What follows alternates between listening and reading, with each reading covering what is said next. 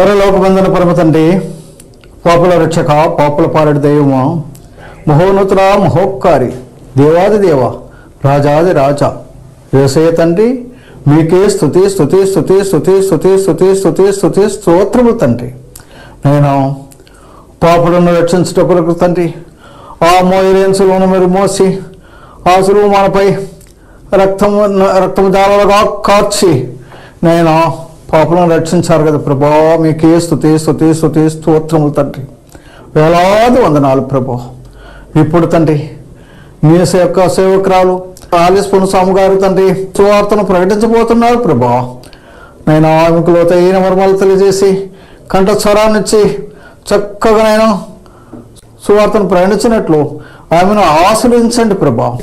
నేను చూసిన వారందరూ నేను స్వస్థపడినట్లు వాళ్ళ కష్టాలు బాధలు తీర్చి వాళ్ళు ఆశ్రయించండి ప్రభా. మీకే స్తుతి స్తుతి స్తోత్రము తండ్రి.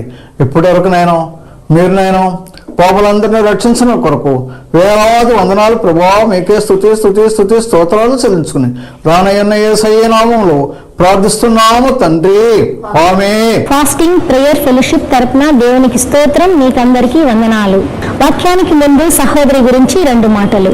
సహోదరి దేవుని నమ్మక ముందు విగ్రహారాధన చేస్తూ దేవునికి దూరంగా ఉన్నప్పుడు దేవుడు ఆమెను ఏర్పరచుకొని మహిమగల సువార్త ప్రకటించమని దేవుడు చెప్పగా ఆమె ఆ విధముగా సువార్త ప్రకటిస్తూ వచ్చును. పరిశుద్ధాత్మ చేత నింపబడిన ఆ సహోదరి ఎన్నో కృపా వరాలతో స్వస్థత వరము, వాక్య పరిచర్య వరము, దేవుని పట్టిన వారికి ప్రార్థన చేసినప్పుడు వారికి విడుదల, క్యాన్సర్ గడ్డలు, గర్భసంచి వ్యాధులతో బాధపడుతున్న వారికి ప్రార్థన చేసినప్పుడు వారికి స్వస్థత కలిగను. అలాగే పల్లెల్లోనూ తిరిగి సువార్త ప్రకటించారు, వీధి వీధుల్లో పత్రికలు పంచారు, వీధి సేవ చేశారు, జైలు పిల్లలకు వెళ్ళి సువార్త ప్రకటించారు. ఈ విధంగా డ్రామాల ద్వారా, సండే స్కూల్ పిల్లల ద్వారా దేవుని సువార్తను ప్రకటిస్తూ ఉన్నారు. దేవుని కొరకు చక్కగా వాడబడుతున్నారు. మాంత్రికులు, చేతబళ్ళు చేసిన వాళ్ళు ఈ విధంగా వారి కొరకు ప్రార్థన చేసినప్పుడు వారికి కూడా విడుదల కలిగింది.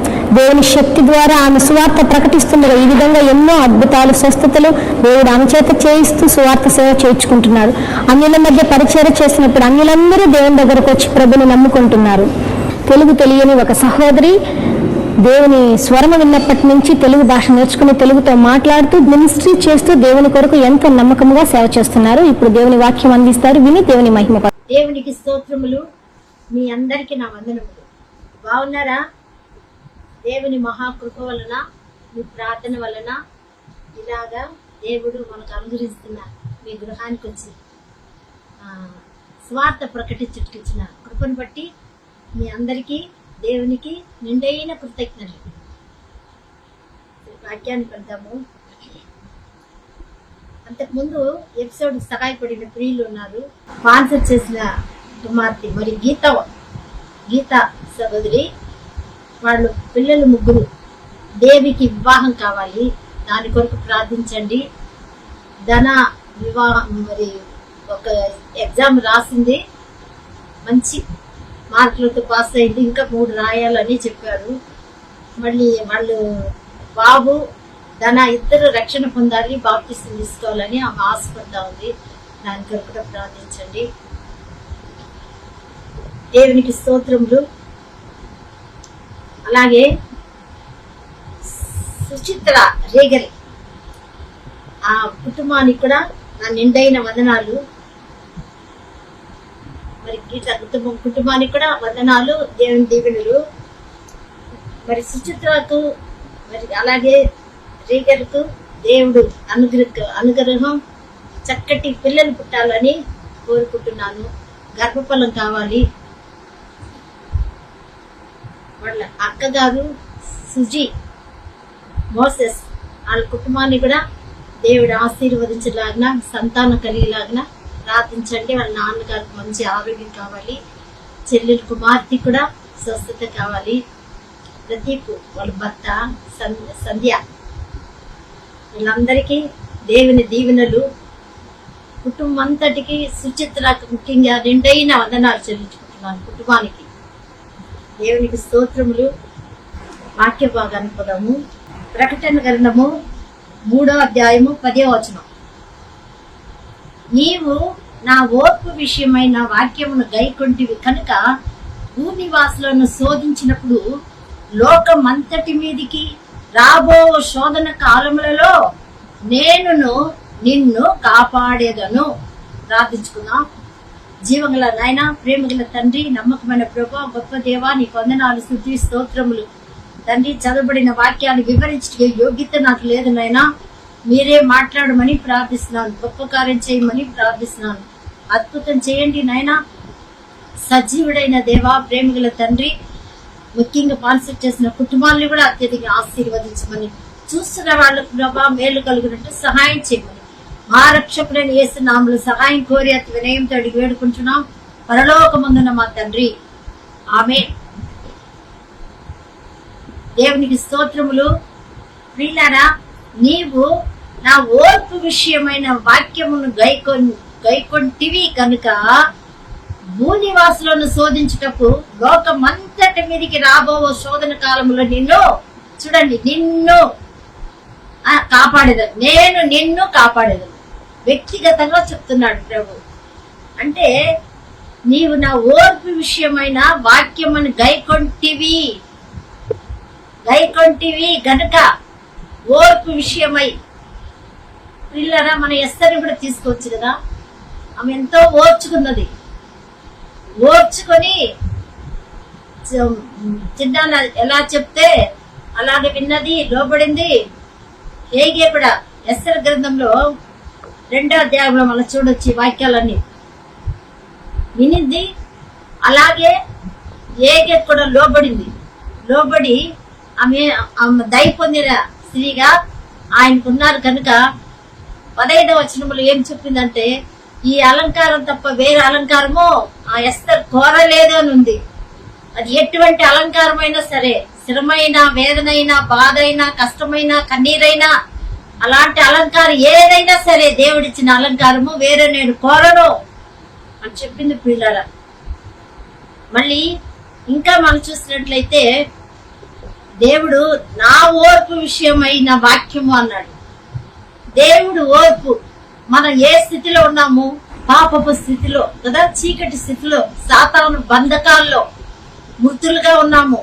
అలాంటి పరిస్థితిలో ప్రభు మన కొరకు సిలువలో ఓర్చుకున్నాడు, సగించాడు కదా. మన పాపం కొరకే కదా ఆయన సిలువ వేలాడాడు, రక్తం కార్చాడు, గాయం పొందాడు. కనుక ప్రియులారా, దేవాది దేవుడు మనకి ఎంతగా ఆశీర్వదించాడని మనం చూస్తే, ఆయన ఎంత ఓర్చుకున్నాడని మనం చూస్తే, నిజంగా దుష్టులు నోట నుండి ఉమ్మి వేయబడ్డాడు, తీసుకున్నాడు. ఏ మాత్రం నోరు తెరవలేదు అని రాయబడింది. మౌనంగా సగించాడు పిల్లాడ, మౌనంగా ఓర్చుకున్నాడు, నోరు తెరవలేదు. కన్ను మూసి కొట్టారు, అయినా కూడా ఎవరికి పుట్టింది చెప్పంటే మౌనంగా ఉండిపోయినారు, నోరు తెరవలేదు, మెదపలేదు అని మనం చూస్తున్నాం. మరి అలాగ ఓర్చుకున్నాడు, సగించాడు. అందుకే నా ఓర్పు విషయమై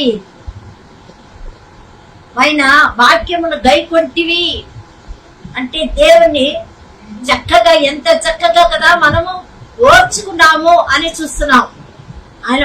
ఆయన సిలువల శ్రమను, ఆయన పడిన వేదనను ఆయన మన కొరకు ఓర్చుకున్నాడు, సగించాడు. అందుకని దేవుని యొక్క ప్రేమను రుచి చూడాలి ప్రియులారా. ఇది తెలుసుకున్నామంటే, ప్రభువా నేను సచ్చిన సౌమలు ఉంటే నా కోసం రక్తం కార్చి బ్రతికించావయ్యా, నన్ను సజీవులుగా చేసినవయ్యా, నీకు నిండైన కృతజ్ఞ స్తుతించాలి. అవును ప్రియులారా, ఆ ఓర్పు విషయమై గైకొని ఏం చేయాలా?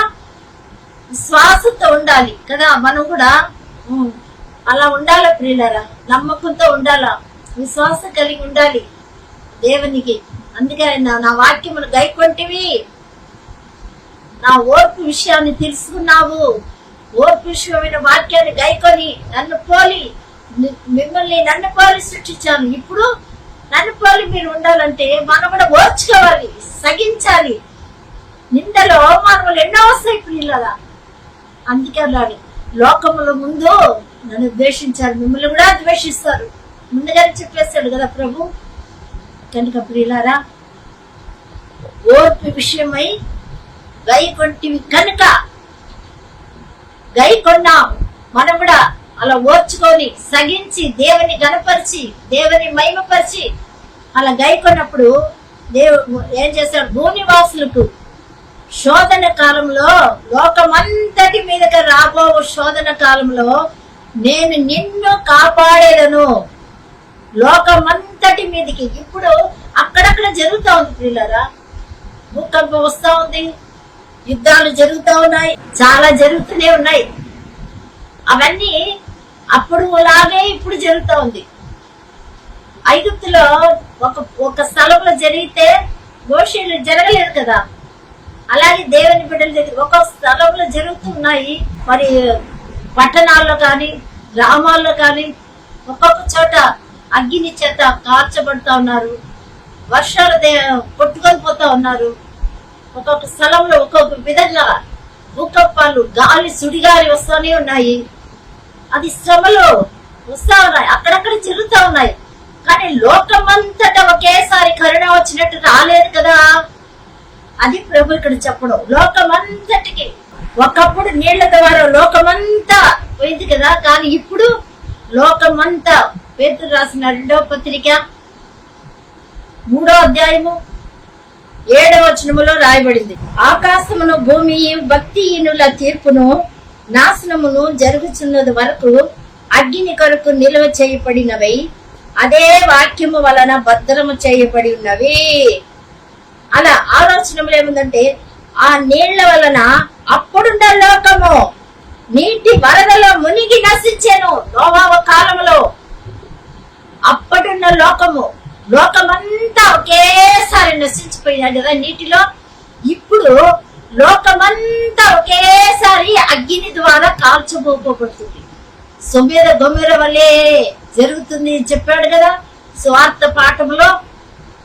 కనుక ప్రియులారా, మరి ఇక్కడ కూడా అదే చూస్తున్నాం. శోధన కాలంలో నేను నిన్ను కాపాడేదను. ఎప్పుడు? ఓర్పు విషయమైన వాక్యమును గైకొట్టివి గనుక. నా ఓర్పు విషయమై దేవుడు సగించి ఓర్చుకున్నాడు. ఆరాధిస్తున్నాము, గైకొన్నాము. ఆరాధన, స్తుతి ఆరాధన. అవును ప్రియులారా, దేవుడు కోరేది స్తుతి ఆరాధన. పరలోకమందున తండ్రి, నీ నామం పరిశుద్ధపరచబడును గాక, నీ రాజ్యం వచ్చును గాక అని ఎందుకు నేర్పించాడు? పరలోకమందు నెరవేరినట్లు భూమి మీద కూడా నెరవేరును గాక. పరలోకమందు ఏం జరుగుతా ఉంది? యెషయా 6వ అధ్యాయంలో జరుగుతా ఉంది కదా. కెరూబులు సెరాపులు పరిశుద్ధుడు పరిశుద్ధుడు పరిశుద్ధుడు అని దేవుని మానక స్తుతిస్తున్నారు. మానక సర్వ సృష్టికి ఆయనే మహిమ కలుగును గాక అని చెప్పి పరిశుద్ధుడు పరిశుద్ధుడు పరిశుద్ధుడు అని ఆరాధిస్తున్నారు. కనుక ప్రియులారా, అలాగ భూమి మీద జరగాలని ఆశ కలిగి ఉన్నాడు ప్రభు. అని నేను కోరుకుంటున్నాను. యోహాను సువార్త 4:23-24 వచనములో దేవుడు ఆత్మ కనుక ఆత్మతో సత్యముతో ఆరాధించాలి అని వెతుకుచున్నాను, నేను కోరుకుంటున్నాను అన్నాడు. ఎంత ప్రేమ, ఎంత ఆశ! దేవుడికి ఎంత ఆశ కదా. అవును ప్రియులారా, కోరుకుంటా ఉన్నాడు అని చూస్తా ఉన్నాము. అందుకనే ఇక్కడ లోకమంతా శోధించుటకు, లోకమంతటి మీదికి రాబో శోధన కాలంలో నేను నిన్ను కాపాడేదను. స్తుతి ఆరాధించేవారు దేవుని ఓర్పు విషయమై గైకొంటివి. ఆరాధిస్తున్నాము ఆత్మతో సత్యముతో. ప్రియులారా, దేవుని యొక్క ప్రేమను తెలుసుకున్నామా? సగిస్తున్నామా? ఓర్చుకున్నామా? ఆరాధిస్తున్నామా? ఆయనకు ఇష్టంగా జీవించాలని కోరుకుంటున్నాడు. పరిశుద్ధుడు కనుక మీరు పరిశుద్ధులుగా ఉండండి అన్నాడు 1 పేతురు 1వ అధ్యాయం 14వ వచనంలో. కనుక ప్రియులారా, దేవాది దేవుడు ఆశ, కోరిక అదే. దేవుడు ఆత్మ కనుక ఆత్మతో సత్యముతో ఆరాధించాల.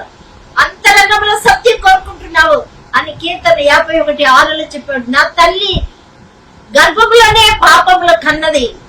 అవును ప్రియులారా, ఎవ్వరు కాని జన్మ పరిశుద్ధుడు లేదు.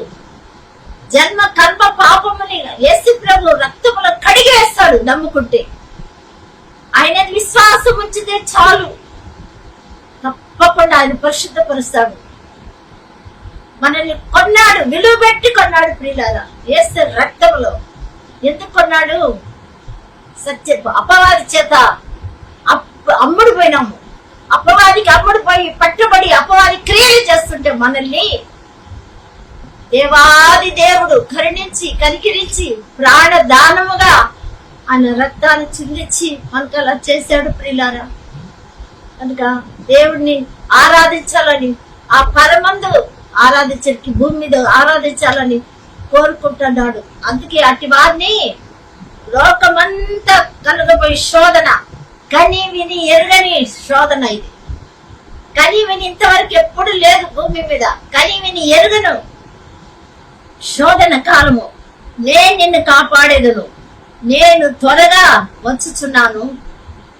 ఎవడును నీ కిరీటము అపకరింపకుండునట్లు నీ కలిగిన దానిని గట్టిగా చేపట్టుము.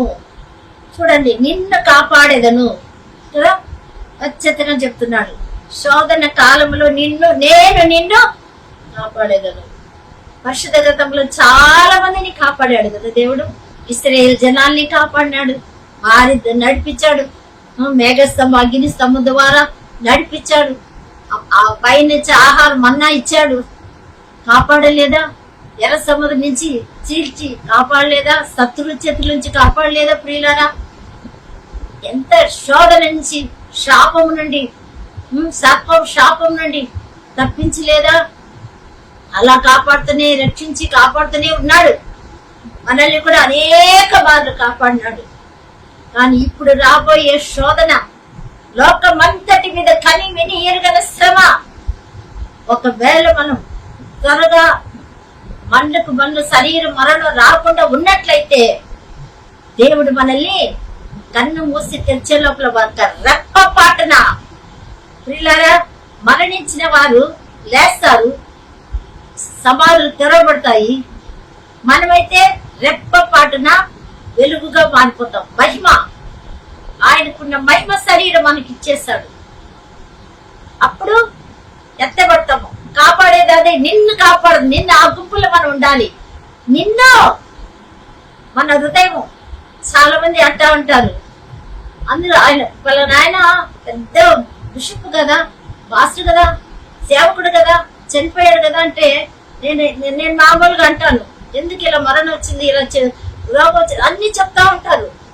దానికి యోబు 33వ అధ్యాయం 15 నుంచి చదవండి మీరు అని చెప్తాము. అలా చక్కపరుస్తాడు దేవుడు. గోతిలోకి పోకుండా చక్కపరిచి తీసుకుంటాడు పరలోకానికి. అందుకే వస్తుంది. అయినా పర్వాలేదు, క్రీస్తు నందు మృతులు ధన్యులు అని రాయబడింది. అటువంటి వారు కాపాడబడతారు, నిత్య జీవానికి వస్తారు, పరలోక రాజ్యానికి వాళ్ళు వస్తారు, పాతాళానికి వెళ్ళరు అని చెప్తా ఉంటాను ప్రియులారా. కనుక దేవుడు కిరీటాన్ని కూడా చెప్పాడు ఇక్కడ, నిన్ను కాపాడేదని వ్యక్తిగతంగా చెప్పాడు కదా. శోధన కాలములలో నేను నిన్ను కాపాడేదను. ఇప్పుడు భయంకరమైన శోధనలో ఐగుప్తు నుంచి ఇశ్రాయేలు జనాల్ని విడిపించి కాపాడి వచ్చాడు. కానీ ఐగుప్తు వాళ్ళు ఏమయ్యారు? ఎర్ర సముద్రంలో మునిగిపోయారు, నశించిపోయారు. అవును ప్రియులారా, మరి అదే విధంగా ఈ లోకం మన ఐగుప్తులో మనం జీవిస్తున్నాము. ఆయన ఎవరైతే ఆయన ఓర్పు విషయమైన వాక్యాన్ని గైకొన్నామో, స్తుతిస్తున్నామో, ఆరాధిస్తున్నామో అట్టి వారందరూ ఎటువంటి శోధన, ఎటువంటి శ్రమైనా తప్పించే సమర్థుడు మన దేవుడు. అలాంటి శక్తిమంతుడు మన రక్షకుడు యేసు ప్రభువు, పునరుద్ధానుడు కదా. అందుకే ప్రియులారా, దేవుని ఆరాధించి స్తుతించే బిడ్డలుగా ఉండాలి. ఆ శ్రమల కాలంలో, శోధన కాలంలో తప్పిస్తాడు. తప్పకుండా తప్పింపబడతాము. కానీ త్వరగా రానై ఉన్నాడు ప్రభు. ఎదురు చూస్తాము, సిద్ధంగా ఉంటాము.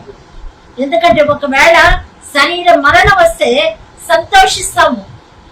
అంటే దేవునిలో ఉంటే ఆనందిస్తాం కదా. విడవబడిన వాళ్ళ కొరకు కొంతమంది ఏడుస్తారు, అయినా పర్వాలేదు. మరి ఈ రోజు రేపు మనము అలాగే వెళ్తా ఉంటాము. కనుక ప్రియులారా, మరి దేవుని సన్నిధిలో మనం ఎలా ఉండాలని ఇక్కడ చూస్తున్నాం. నిన్ను కాపాడేదను అంటే కాపాడే దేవుడిగా చూస్తాం.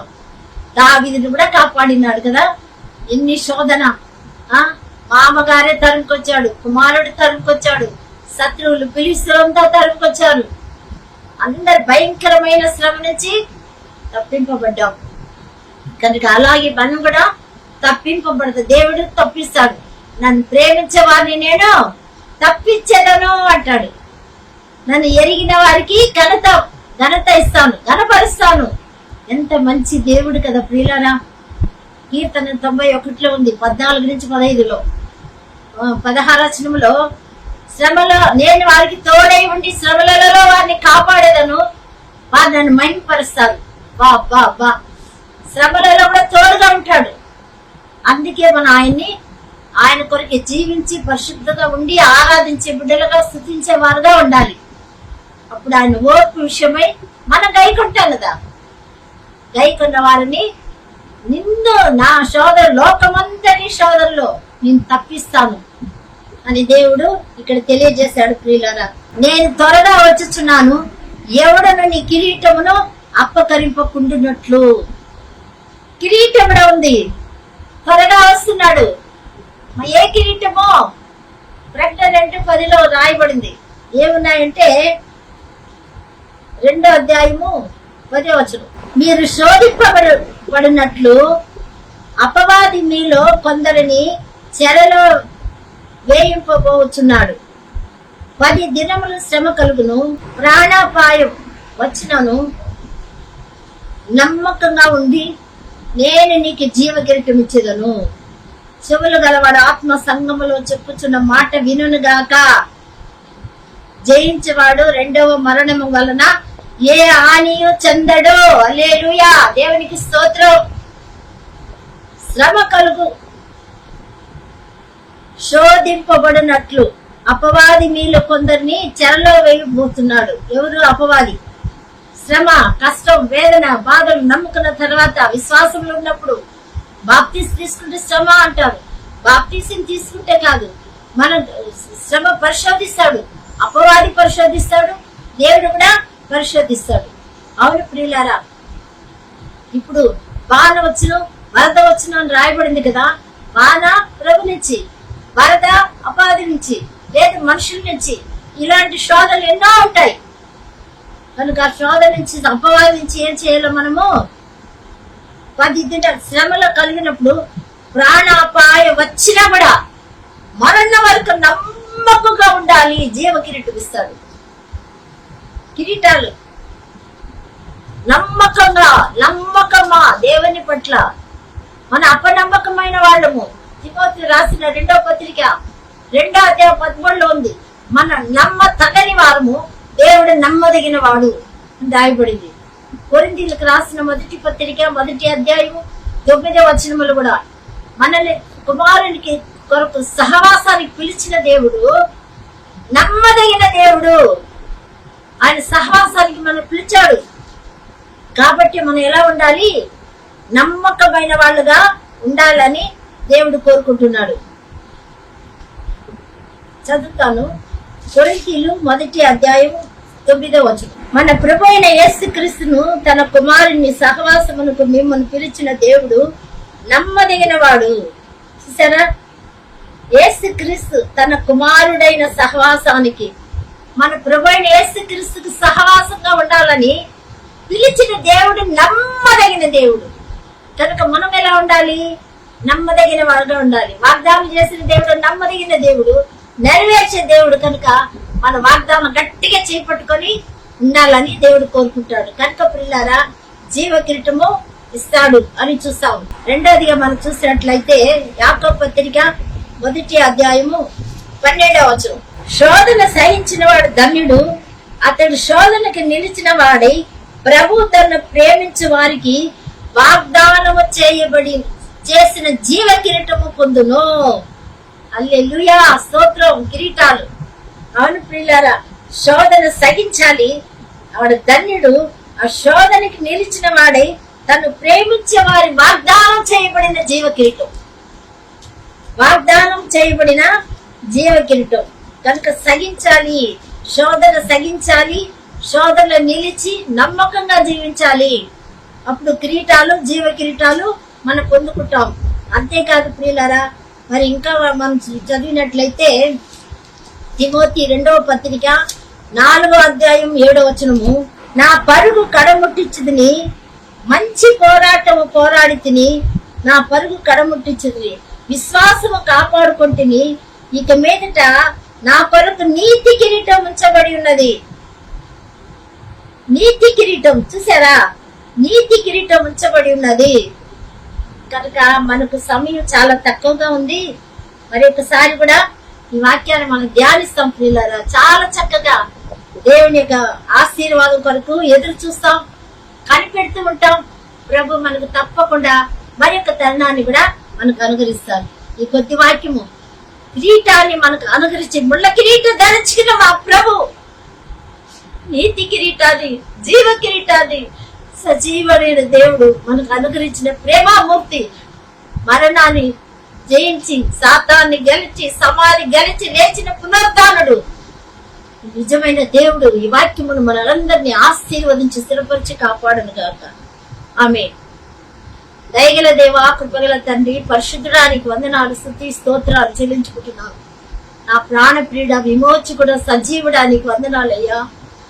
నైనా తండ్రి, రాబోయే శోధన కాలంలో నైనా తండ్రి మేము కూడా ప్రభువా నాయనా నీ యొక్క ఓర్పు విషయమై వాక్యాన్ని గైకొన్న వారుగా జీవించుటకు సహాయం చేయము నాయనా, సహాయం చేయము. అలాగే తండ్రి, శోధన కాలంలో ప్రభా లోకమంతా శోధించినప్పుడు నిన్ను కాపాడదలా ప్రభా. అవును, నిన్ను కాపాడతాడు. మీరు వాక్యం విని అంగీకరించి క్రీస్తు రక్తంలో కడగబడి నిన్ను కాపాడతారు చెప్పావు నాయనా. నీకు వందనాలు, స్తోత్రాలు, స్తోత్రాలు తండ్రి. అలాగే నా ప్రియ ప్రభా, స్పాన్సర్ చేసిన కుటుంబాలను కూడా ఆశీర్వదించండి, వాళ్ళ కోరికలు నెరవేర్చండి, వాళ్ళ అవసరం తీర్చండి నాయన.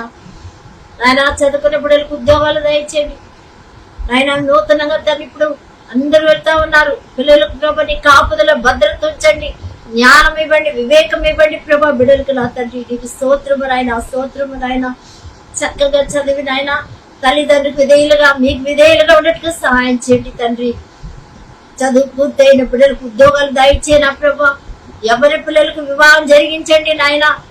నాయన వివాహం జరిగి గర్భఫలం లేని వాళ్ళు వేదనతో ఉన్నారు, గర్భఫలం దయచేయండి ప్రభా. నాయన కరుణ చూపించి సహాయం చేయండి, అద్భుతం చేయండి నాయన.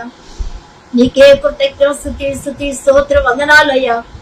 ప్రయాణంలో ఉన్న బిడ్డలు ప్రభాతని ఎగ్జామ్ రాయిపోయి బిడ్డల్ని మీరు ఆశీర్వదించండి నాయన. తండ్రి వివాహం కొరకు తల్లిదండ్రులు వేదన పొందుతున్నారు, వాళ్ళకి వివాహం జరిగించండి నాయన. తండ్రి ఇదిగో ప్రభా కోర్టు సమస్యలు కూడా ప్రభా మీరు న్యాయం చేయండి, శుభప్రసవం దయచేయండి ప్రభా నాయన. తండ్రి ప్రభా మీ నామానికి మహిమకరంగా గర్భిణులకు శుభప్రసవం దయచేయండి. గొప్ప కార్యం చేయనైనా బిజినెస్ చేసిన బిడ్డలు దీవించండి నాయన. తండ్రి ప్రభా రావాల్సిన ధనం లోన్ తీరిపోటుకు సహాయం చేయండి త్వరగా. మీరే తండ్రి వాళ్ళందరితో మాట్లాడిపించండి ప్రభా. నీకు స్తోత్రములు వందనాలయ్యా. కరుణామయుడ, దూర దేశంలో ఉండే బిడ్డలు దీవించండి, జన్మదిన వివాహదినం చేసుకున్న బిడ్డలు దీవించండి నా ప్రభా నాయన. ఇంకా తండ్రి ఎక్కడెక్కడ ప్రయాణం చేస్తున్నారో వాళ్ళందరూ కూడా నీ కాపుదల భద్రత ఉంచండి ప్రభా. అద్భుతం చేయండి ప్రభా. ఇండ్లు లేని వాళ్ళకి ఇండ్లు ఇవ్వండి ప్రభా నాయన. తండ్రి ప్లాట్లు సేల్ కావాలని ఆశపడుతున్న వాళ్ళు కూడా సేల్ చేయించండి నాయన. నీ నామానికి మహిమకరంగా ఒక్కసారి ప్రార్థన చేసి నీకు దూరంగా ఉన్న బిడ్డలు మళ్ళీ ఆకర్షించుకోండి ప్రభు. వాళ్ళందరి సన్నిధికి ఆకరింపబడాలి. అన్య జనాంగ రక్షణ కలుగా చేయండి ప్రభు. మారు మనసు దయచేయండి నాయన. ఎవరు నరకానికి పోకూడదు ప్రభు. యేసు రక్షకుడు, ఆయన రక్తంలో పాప కడగబడి పరిశుద్ధంగా మార్చబడిపోయి పరలోక రాజ్యం అని ఎరుగుటకు సహాయం చేయండి నాయన. అందరికి నాయన, అందరూ సృష్టించిన బిడ్డలే, వాళ్ళందరికి రక్షణ ఇచ్చి మీరు ఆశీర్వదించి వాళ్ళ కుటుంబాన్ని దీవించి అంధకార చీకటి శక్తి నుంచి విడుదల కలిగి చేయండి. మీ నామానికి మహిమకరంగా ఆశీర్వదించమని మా కొరకు రక్తం కార్చి మరణించి తిరిగి లేచిన సజీవుడైన ప్రేమామూర్తివైన యేసుక్రీస్తు ఘనమైన శక్తి గల నామములో స్తుతిస్తూ ప్రార్థిస్తూ వినయంతో వేడుకుంటున్నాం పరలోకమందున్న మా తండ్రి. ఆమేన్.